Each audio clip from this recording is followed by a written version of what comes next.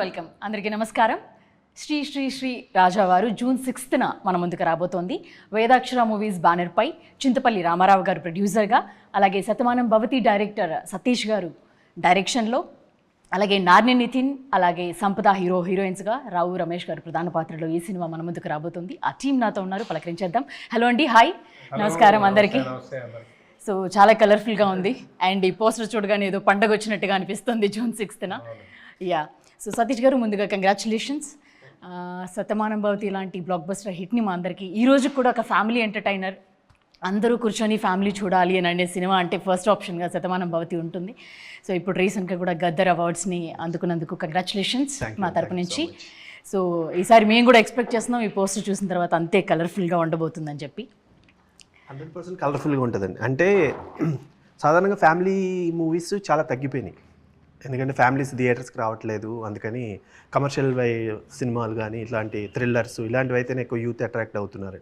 కానీ ఒక commercial cinema ఫ్యామిలీతో చేస్తే అది ఎంత పే చేస్తుంది అనేది రీసెంట్గా సంక్రాంతికి వస్తున్నాం ప్రూవ్ చేసింది. ఎందుకంటే ఫ్యామిలీ ఆడియన్స్ ఎప్పుడు మేము సినిమాలకు రాము, థియేటర్కి రాము, మేము సినిమాలు చూడము అని ఎప్పుడు వాళ్ళు ఏమీ స్టేట్మెంట్స్ ఇవ్వట్లేదు. వాళ్ళకి కావాల్సిన ఎలిమెంట్స్, వాళ్ళకి కావాల్సిన ఫ్యామిలీ ఎమోషన్స్, ఓ మంచి సాంగ్స్, మంచి విజువల్స్, ప్లెజెంట్గా ఉండే ఒక కథ ఉంటే క్లీన్ ఎంటర్టైన్మెంట్. ఎందుకంటే మీరు ఇందాక మెన్షన్ చేశారు శతమానం భవతి అని. మేము శతమానం భవతి రిలీజ్ చేసినప్పుడు ఒకవైపు ఖైదీ నెంబర్ 150 ఉంది చిరంజీవి గారిది, ఇంకోవైపు బాలకృష్ణ గారి గౌతమిపుత్ర శాతకర్ణి ఉంది. అయినా కూడా మా శతమానం భవతికి ఫ్యామిలీ ఆడియన్స్ అందరూ వచ్చారు, బ్లాక్ బస్టర్ చేశారు. సో మంచి సినిమా, ఫ్యామిలీ అందరూ వచ్చి చూసే ఎంటర్టైన్మెంట్ సినిమా, ఓ ఎమోషన్ ఉంటే డెఫినెట్గా వాళ్ళు వచ్చి ఎంకరేజ్ చేస్తారండి. టీం మొత్తం చాలా కాన్ఫిడెంట్గా ఉన్నాం, ఎందుకంటే ఈ సినిమా డెఫినెట్గా ఫ్యామిలీస్ వచ్చిన వాళ్ళు స్టిల్ ఎండ్ వరకు కూడా ఎంటర్టైన్ అవుతారు, ఎమోషన్ అవుతారు. క్యారెక్టర్స్, అవును మా పక్కింట్లో ఇలాంటి కుర్రాడు ఉన్నాడు అనుకుంటారు, సో మా పక్కింట్లో ఇలాంటి అమ్మాయి ఉంది అనుకుంటారు. సో డెఫినెట్గా టీం అందరం చాలా కాన్ఫిడెంట్గా ఉన్నాం. 100% ఫ్యామిలీస్ అందరూ వచ్చి చూసి ఎంజాయ్ చేసే సినిమా. సో రావు రమేష్ గారు, మిమ్మల్ని పలకరించడం కూడా మాకు చాలా హ్యాపీ. చాలా తక్కువగా ఇంటర్వ్యూస్ కనిపిస్తుంటారు, దాంట్లో నేను కూడా పార్ట్ అవ్వడం, మీతో మాట్లాడడం చాలా సంతోషం. సార్, మీ దగ్గర నుంచి ఇట్లాంటి సీతమ్మ వాకిట్లో ఇట్లా ఫ్యామిలీ ఎంటర్టైనర్స్ చాలా చూసాం. సో మరి ఇది ఎట్లా డిఫరెంట్గా ఉంటుంది? మీరు అన్నట్టు ఆ టైప్లో కొన్ని రోజులుగా అలాంటి డైలాగ్స్ తోటి అలాంటి క్యారెక్టరైజేషన్స్ లేవు. వేగేశ్న సతీష్ గారు ఈ సినిమాలో రాసిన డైలాగ్స్ ఆస్వాదించి చెప్పారంటే ఎంత వాచిపోయినట్టు అయిపోయింది నాకైతే. ఎంత మిస్ అయిపోతున్నాం, ఇలాంటి డైలాగ్స్ లేవు ఇప్పుడు. ఇందాక ఆయన చెప్పినట్టు సినిమా మారుతుంది, అలాంటి అద్భుతమైన డైలాగ్స్, డెప్త్ ఉన్నవి చాలా ఎంటర్టైనింగ్గా రాశారు. జరిగిన షూటింగ్ మేమేదో ఫ్యామిలీ లాగా చేసాం ఆనందంగా, అంటే ఆడియన్స్ రావాలి, కానీ అంత ఆనందంగా జరిపింది. సీన్స్ అంత డెప్త్గా చాలా బాగుంటాయి. చాలా నరేష్ గారిది కానీ చాలా క్యారెక్టర్స్. ఈ అమ్మాయి నా కూతురు క్యారెక్టర్ సంపద, తెలుగు ఎంత బాగా మాట్లాడిందో తన పర్ఫార్మెన్స్ కానీ. ముఖ్యంగా నార్ని నితిన్ చాలా బాగా చేశాడు ఆయన సినిమాలో. నేను అప్పుడే అనుకున్నాను మంచి సక్సెస్లు ఉంటాయి, ఆయనకి ఇది ఉంది హీరోగా, ఆయనకి వరుసగా ఆయనకి హిట్లు పడుతూనే ఉన్నాయి. సో ఇది కూడా చాలా పెద్ద మళ్ళీ ఇంకో హిట్ అతనికి అవుతుంది. మా మధ్య సీన్స్ కానీ మెయిన్గా డైరెక్టర్ గారు రాసిన సీన్స్ నేనైతే చాలా కాలం అయింది అలాంటి డైలాగ్స్ చెప్పి. Thank you sir for once again. ఎందుకంటే ఆయన రైటింగ్ మామూలు రైటింగ్ నాకు తెలుసు. ఇప్పుడు లేవు, ఇప్పుడు నేను కలేజా రిలీజ్ అయింది, ఆ డైలాగ్స్ ఇప్పుడు లేదు సినిమాలో చెప్దామన్నా మనకు అవకాశం లేదు, ఇండస్ట్రీ మారుతుంది. సో ఇది డైరెక్టర్ గారు వేగేశ్న సతీష్ గారు అలాంటి క్యారెక్టరేషన్, నరేష్ గారి క్యారెక్టరు, మా మిస్సెస్ క్యారెక్టర్ చేశారు నిహారిక గారిని కదా, ఆవిడ ఎంత బాగా చేశారు. సో అందరూ ప్రతి ఒక్కరు, ప్రవీణ్ గారి క్యారెక్టరు, ఆనంద్, ప్రభు గారిది, చాలా మంది కాస్టింగ్ అయ్యి బాబు ఇప్పుడు చూస్తుంటే తెలుస్తుంది ఎంత పెద్ద కాస్టింగ్.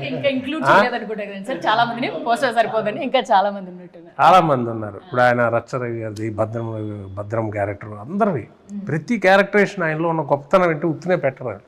ప్రతి ఒక్కరికి ఆ క్యారెక్టరేషన్. చింటూ ఉన్నారు, ఆయన చూడండి చెబుతుంటే వస్తూనే ఉన్నాయి.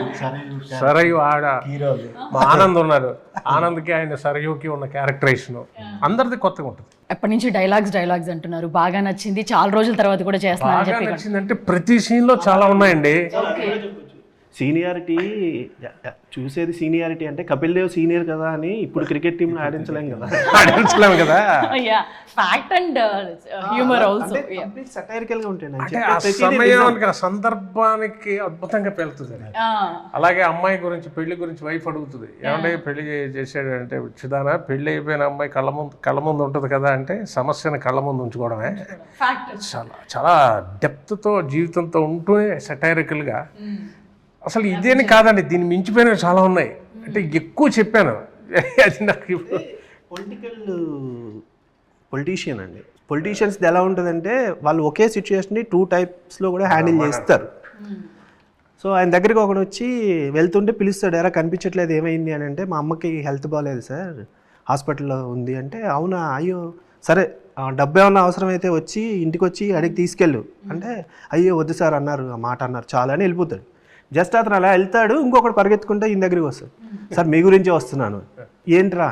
అదే అమ్మకి బాగాలేదండి హాస్పిటల్లో ఉందంటే, అవునా సరే ఫోన్ చేసి చెప్తాను రాజమండ్రి పెద్ద హాస్పిటల్ తీసుకెళ్ళు వాళ్ళు చూసుకుంటారు అంటే, సరేనండి అని వెళ్ళిపోతాడు. అసిస్టెంట్ అడుగుతాడు, సార్ ఇద్దరిది ఒకటే సమస్య, వాడికి డబ్బులు ఇస్తానన్నారు, వీడికేమో జస్ట్ ఫోన్ చేసి చెప్పేస్తానన్నారు. ఎందుకు సార్ అంటే, వీడికి ఆత్మాభిమానం ఎక్కువ, డబ్బులు ఇస్తానన్నా తీసుకోడు, ఆడికి అవసరాలు ఎక్కువ. డబ్బులు ఇస్తానన్నాను అనుకో మొత్తం మన దగ్గరే మొత్తం లాగేస్తాడు. అంటే మీరు రాజకీయాలు బాగా నేర్చేసుకున్నారండి అని. అలాంటివి చదవకపోతే జనం మనల్ని దేకించేస్తారు. అంటే ఒక క్యారెక్టరైజేషను ఆయన అందాక అన్నారు బాగా రాశారు అని, ఒక ఆర్టిస్ట్ ఈ క్యారెక్టర్ చేస్తున్నారు అన్నప్పుడు అది ఆయన నోట్లోంచి ఇలాంటి డైలాగ్స్ వస్తే బాగుంటుంది అన్నప్పుడే ఏ రైటర్ కన్నా పెన్న కదులుతుంది. ఎందుకంటే నాకు ఇందులో ఆయన ఇందాక చెప్పినట్టు ఒక హైలైట్ ఏంటంటే, రావు గోపాలరావు గారు అంటే మేము కాలేజీలో చదువుతున్నప్పుడు పిచ్చి. యమగోళ డైలాగ్స్ అవ్వచ్చండి, ముత్యాలు, ఆయన టైమింగ్ వేరు, ఆయన టైమింగ్ ఈయనకు ఉంది. నా అదృష్టం ఏంటంటే వీళ్ళిద్దరిని ఒకే స్క్రీన్లో చూపించే అవకాశం లేదు, కానీ నేను ఒక సీన్ అలా డిజైన్ చేసుకుని వీళ్ళిద్దరూ ఒకే సీన్లో ఉంటారు. ఆయన టీవీలో ఉంటారు, ఈయనేమో ఆ టీవీ చూస్తూ మధ్యలో సమస్య జరుగుతుంది. సర్ప్రైజ్ మూమెంట్ అండి.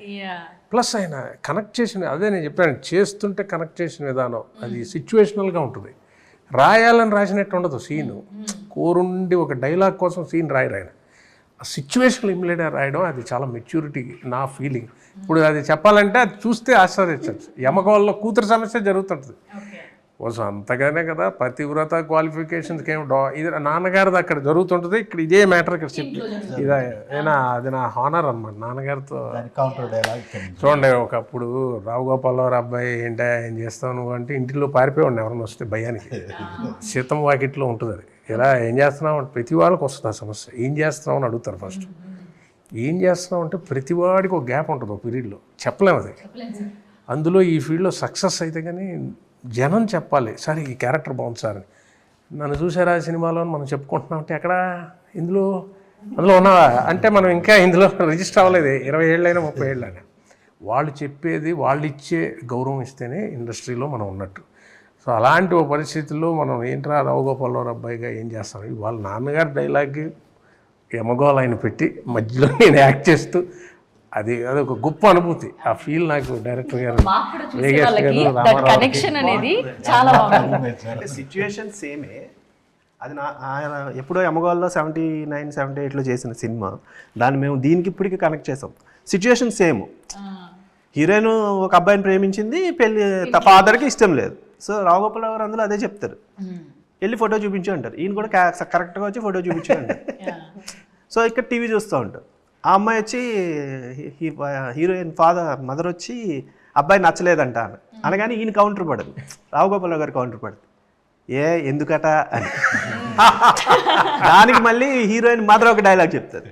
మీరు అనగానే నేను అనుకున్నా ఏ సీజీలో తీసుకొచ్చారా ఏదో అనుకున్నా, బట్ ఇది చాలా ఐకానిక్ సీన్ కదా. అది అసలు అంటే థియేటర్లో బాగా ఎంజాయ్ చేస్తారండి, దానికి దీనికి కనెక్షన్.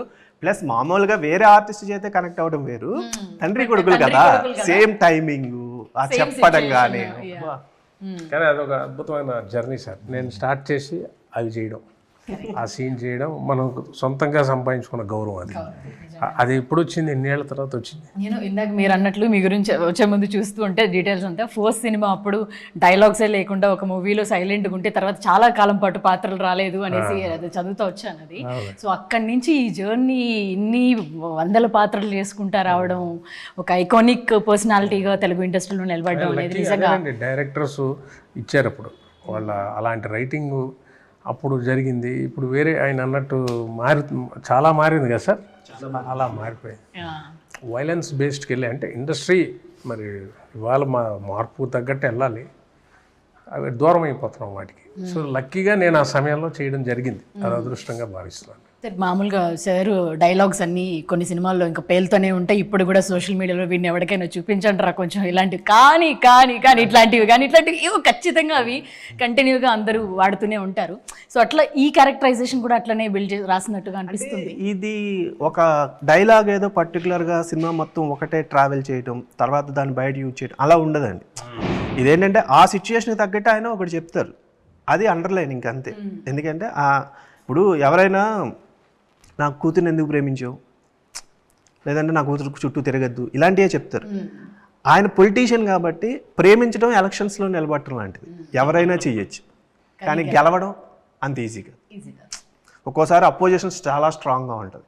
సో ఇదేంటంటే వాడికి ఇండైరెక్ట్గా హీరోకి వార్నింగ్ ఇవ్వడం, plus at the same time ప్రేమని ఎలక్షన్స్ని కలపడం. ఎందుకంటే ప్రేమించిన వాళ్ళందరూ సక్సెస్ అవ్వరు, ఎలక్షన్లో నిలిచిన వాళ్ళందరూ విన్ అవ్వరు.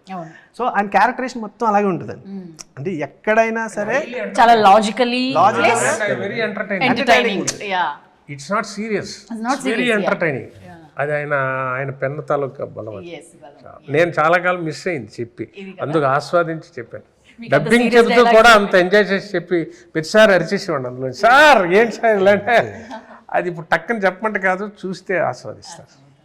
సో మీకు ఎలా అనిపిస్తుందండి? సో హ్యాట్రిక్ మళ్ళీ హ్యాట్రిక్ కొట్టిన నాని నితీష్ యాడ్ అవుతున్నారు, అలాగే రావు రమేష్ గారు అండ్ నేషనల్ అవార్డు అందుకొని ఇప్పుడు గదర్ ఇంత బ్యూటిఫుల్ టీమ్ జాయిన్ అయ్యింది, మీకు వచ్చింది. సో ఏంటి మీరెంత కాన్ఫిడెంట్గా ఉన్నారు? డెఫినెట్గా, ఎందుకంటే హిట్ ఫార్మాట్లో ఉన్న వాళ్ళు అందరూ ఆల్రెడీ నేషనల్ అవార్డు కొట్టున్నారు. ప్లస్ మొన్న తెలంగాణ ప్రభుత్వం ఇచ్చినటువంటి గద్దరు అవార్డ్స్లో కూడా శతమానం భవతికి వచ్చింది. సో ఎంత అంటే దిగ్గజాలు ఉన్నటువంటి దాంట్లో ఆల్రెడీ సక్సెస్లో 3 సినిమాలు హిట్ కొట్టున్నాడు హీరో ఆల్రెడీ. సో అతను గోల్డెన్ లెగ్గే. సో డెఫినెట్గా ఈ సినిమా కంటెంట్ పరంగా, దర్శకుల పరంగా రావు రమేష్ గారు, నరేష్ గారు వీళ్ళ నటనా ప్రతిభ ప్లస్ ఆ కామెడీ సీన్స్ కానీ, ఆ ఎమోషన్స్ కానీ, దానితో నితిన్ యాడ్ కావటం అనేది చాలా ప్లస్ అవుతుంది. సో డెఫినెట్గా నితిన్ ఖాతాలో అంటే మొదటిసారిగా సోలో హీరోగా అతనికి పెద్ద హిట్ వస్తుంది. యంగ్స్టర్స్ అందరూ కూడా మ్యాడ్ స్కూల్ వీటన్నిటి ద్వారా తనకి బాగా కనెక్ట్ అయ్యి ఉన్నారు తను చేసే యాక్టింగ్ దానికి. సో ఇప్పుడు సోలోగా తనని కూడా చూడడం జరగబోతుంది. So you may be blessed, మీరు పాట అవ్వడం, ఇంత మంచి బ్యూటిఫుల్ టీమ్తో పాట అవ్వడం, మీ డెబ్యూ ఇది. So how you feeling? మీకు ఎట్లా అనిపిస్తుంది? ఫీలింగ్ వెరీ హ్యాపీ, ఎందుకంటే చాలా మంచి టీమ్ అండ్ క్రూ, కాస్ట్ ఇంత పెద్దది కాబట్టి from each one of them I've learn different things. So నాకు ఇది నేను చేసిన ఫస్ట్ ప్రాజెక్ట్ ఇంత పెద్ద టీంతో చేయడం ఐఎమ్ వెరీ హ్యాపీ. నిజంగా 6th వస్తుందంటే ఫుల్ ఖుషి. డైలాగ్స్ చెప్పుకున్నారు. Did you felt any difficulty? అంటే ఇంతమంది రావు రమేష్ గారు మీ ఫాదర్ రోల్లోనే ఉన్నారు, పక్కనే ఉండి డైలాగ్స్. అసలు లేదు, ఎందుకంటే అందరూ కూర్చున్నప్పుడు ఇంతే హాయిగా, ఇంతే నార్మల్గా అందరూ మాట్లాడతారు. So it's a very calm atmosphere, కొంచెం కూడా టెన్స్ ఉండదు. And then in this particular scene is my favourite scene సినిమాలో. ఎక్కువ చెప్పలేను నేను, పెళ్లి కుదిరింది, సెట్ అయిందనా కాదు, ఎక్కువ చెప్పలేను నేను. కానీ ఐ రిమెంబర్ ఇది చాలా వివిడ్గా. ఐ రిమెంబర్ ఒక డైలాగ్ ఉంది, పెద్ద డైలాగ్. అది చెప్పిన తర్వాత ఈయన నాకు క్లాప్ చేశారు. So that was my most memorable moment ever. So because అంటే యాక్సెప్ట్ చేయడము, అంత పెద్ద యాక్టర్స్ వాళ్ళకి అప్రిషియేషన్ ఇవ్వడం అనేది. And he doesn't have to do it, అది ఇట్స్ అవసరం లేదు, కానీ he was that motivating and that encouraging. So నాకు చాలా ఈజీ అయింది. సరే ఇప్పుడు ట్రైలర్ వెకేషన్ సెట్ అందరూ హాయిగా ఉంటుంది. షూటింగ్ ఆయన అలా క్రియేట్ చేసింది సార్. అంటే ఒక సామాన్యంగా హాయిగా ఆయన చూసి అలా ఉంటుంది. అదేం పెద్ద ఇది ఉండదు, బిల్డప్ ఏమి ఉండదు. అందరం ఫ్రెండ్లీగా ఉంటాం ఆయన సెట్లో. అందరూ సరదాగా మాట్లాడుకునే ఒక యాంబియన్స్ ఉంటుంది ఆయన సెట్లో. ఆయన పని చేసేస్తుంటారు స్పీడ్గా, చాలా ఫాస్ట్ వర్క్ చాలా స్పీడ్, కానీ మనకి ఏమీ తెలియదు. అదే ఆ ట్రైన్ స్పీడ్గా వెళ్ళిపోతుంటుంది, కానీ లోపల హాయిగా కూర్చొని మన జాలీగా జోకులు వేసుకుని నవ్వుకుంటున్నట్టు ఉంటుంది, కానీ చాలా వర్క్ అయిపోతుంది. చాలా బాగుంటుంది ఆయనతో పనిచేయడం. సార్ మీకు అంటే ఇట్లాంటి ఫ్యామిలీ ఎంటర్టైనర్స్ని, లేకపోతే ఒక ఫ్యామిలీ మేమందరం కూడా వచ్చి మొత్తం అంత ఫ్యామిలీని చూడడం, లేకపోతే అనుభూతిని పొందడం, మీకు అలా చూపించడమే చాలా వరకు అలా ఇష్టమా? అలాంటి కైండ్ ఆఫ్ మూవీసే మీకు ఇష్టమా? అంటే యాజ్ ఎ రైటర్ డైరెక్టర్ అన్నీ ఉంటాయండి, అన్నీ చేయాలని ఉంటుంది. ఇండస్ట్రీలో ఉన్న ఒక ప్లస్ మైనస్ ఏంటంటే మనం ఒక విధంగా సక్సెస్ అవుతాం. సక్సెస్ అయినప్పుడు మనకు ఒక బ్రాండ్ వేస్తారు, ఇది బాగా తీస్తాడు అని. నేను రైటర్గా ఉన్నప్పుడు ఈవీ గారి దగ్గర కామెడీ తొట్టి గ్యాంగ్ కబడ్డీ చేశాక సతీష్ కామెడీ రాస్తాడని ఓన్లీ కామెడీ రైటర్స్ అన్నారు. శతమానుభూతి తీసాక ఏంటి కామెడీ రాసా నువ్వు శతమానుభూతి తీసావా అన్నారు. శతమానుభూతి తర్వాత ఫ్యామిలీ అన్నారు. సో ఇప్పుడు రేపొద్దున ఒక కమర్షియల్ సినిమా చేశాను అనుకోండి, ఓకే మళ్ళీ కమర్షియల్ వైపు షిఫ్ట్ అవుతాయి. బట్ కానీ బేసిక్గా మీరు అడిగిన దాంట్లో నాకు ఇష్టమా అంటే ఇష్టమండి. ఎందుకంటే ఇప్పుడున్న సొసైటీలో ఒకప్పుడు ఉమ్మడి కుటుంబాలు ఉన్నాయి, తర్వాత ఉమ్మడి కుటుంబాలు విడిపోయినాయి. ఇప్పుడు చివరికి పేరెంట్స్ దగ్గర కూడా ఉండట్లా, పెళ్ళయింది అంటే సెపరేట్, అంటే ఇద్దరే. సో అట్లీస్ట్ ఇలాంటి ఒక సినిమా చూసినప్పుడు ఓకే ఒక ఫ్యామిలీ ఇలా కలిసి ఉంటే బాగుంటుందేమో, ఒక ఎమోషన్ షేర్ చేసుకోవడానికి బాగుంటుందేమో అనిపిస్తుంది. ఎందుకంటే ప్రజెంట్ సొసైటీలో ప్రాబ్లమ్స్ ఎందుకు ఎక్కువ అవుతుందండి, మీకు షేర్ చేసుకోవడానికి ఒక పర్సన్ ఉండట్లా. మీరు ఇంటికి వచ్చేసరికి ఒక మదరు, ఒక అత్తయ్యో, పెద్దమ్మో, నాన్నమ్మ ఎవరో ఉంటే ఆ ప్రాబ్లం ఇంతకుముందు చెప్పుకునేవారు. ఎందుకు అలా డల్గా ఉన్నావు అంటే, లేదు పెద్దమ్మ ఇది అయింది, లేదా అమ్మమ్మ ఇలా అయింది ఏదో. ఇప్పుడు ఇంటికి వస్తే చెప్పుకోవడానికి ఎవరు లేరు. మీరు మహా అయితే మొబైల్లో ఎవరితోనైనా నా ప్రాబ్లం ఏదని షేర్ చేసుకోవాలి, ఎవరితో షేర్ చేసుకుంటారో తెలియదు.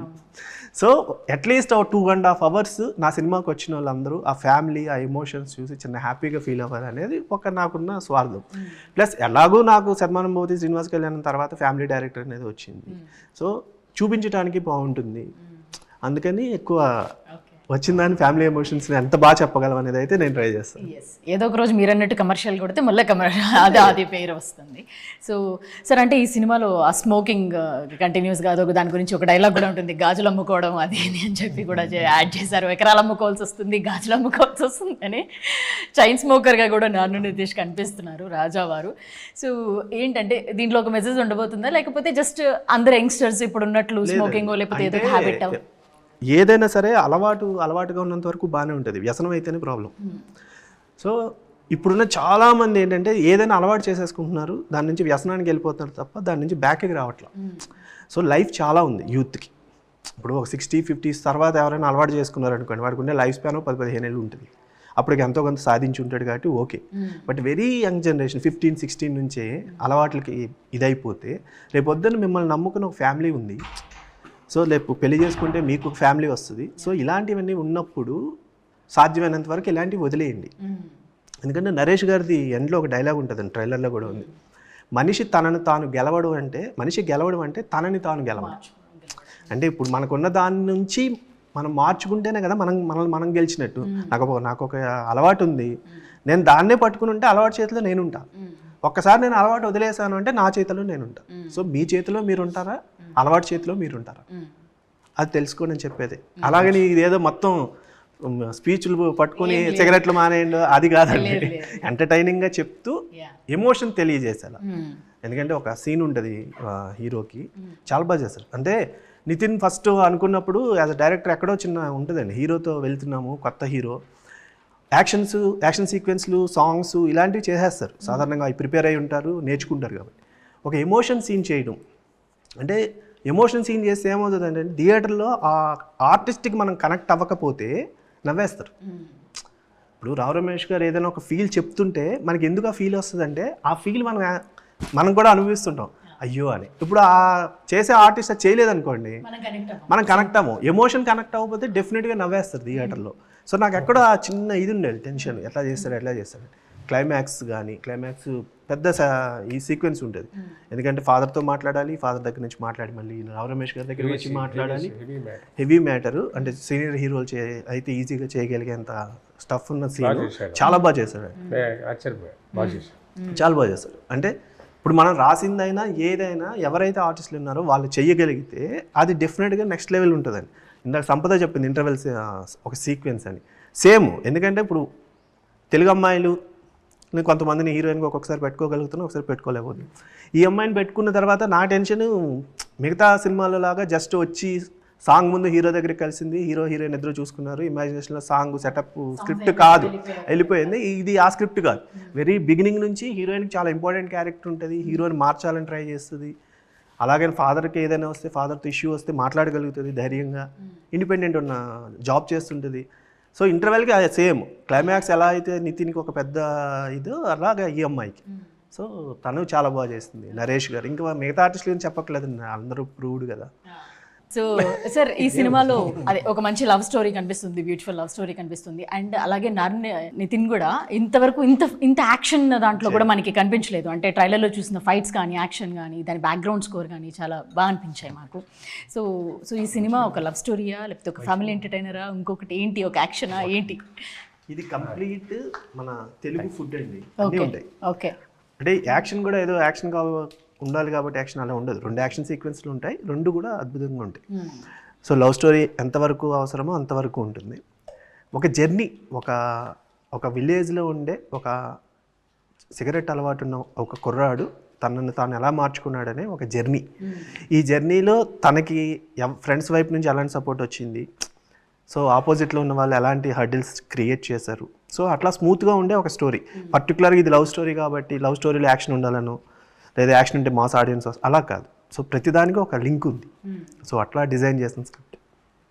సపోజ్ మీకు ఈ టీం అందరితో కూడా జాయిన్ అవ్వడం, వర్కింగ్ ఎక్స్పీరియన్స్ కానీ ఎట్లా అనిపించింది, ఏంటి? లైక్ ఐ టోల్డ్ యూ, పండగ రోజు చాలా మంది ఉండేవారు. So 1 it's a learning experience, and 2 ఎలా అంటే సార్ చెప్పినట్టు